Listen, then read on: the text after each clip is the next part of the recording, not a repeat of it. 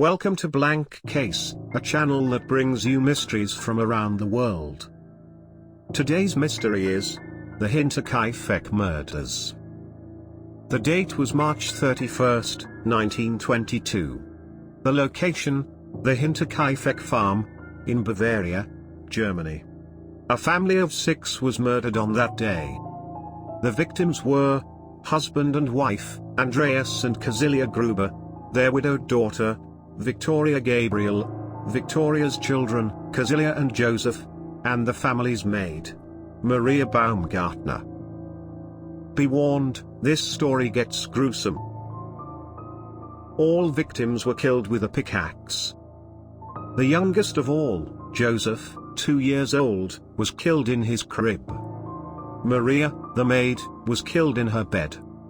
The killer then murdered the remaining members of the family in the barn, stacking the bodies on top of each other. Here is where the story gets even darker. This part truly gives me goosebumps. The investigation led by the local authorities turned up some rather disturbing facts.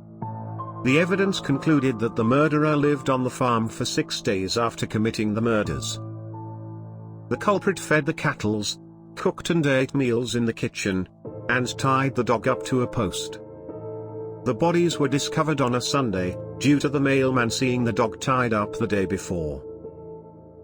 Pay close attention to this next part as it gets really freaky. Maria, the housemaid, was killed on the same day she was hired.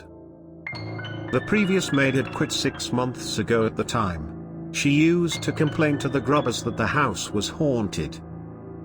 She used to tell the family she would hear footsteps and voices coming from the attic. After the previous maid quit, the Grubbers started hearing voices from the attic as well. The family started noticing unusual phenomena around the house. For instance, Andreas, the husband, noticed a set of house keys was missing. He had also found a newspaper from Munich in the house he never saw before.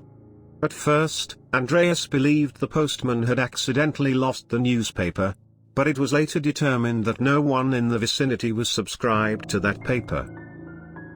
He found scratches on the family's tool shed, almost as if someone was trying to pick the lock.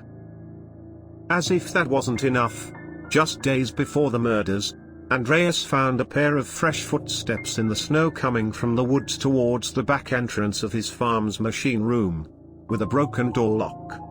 Despite several arrests throughout the years, this case remains unsolved.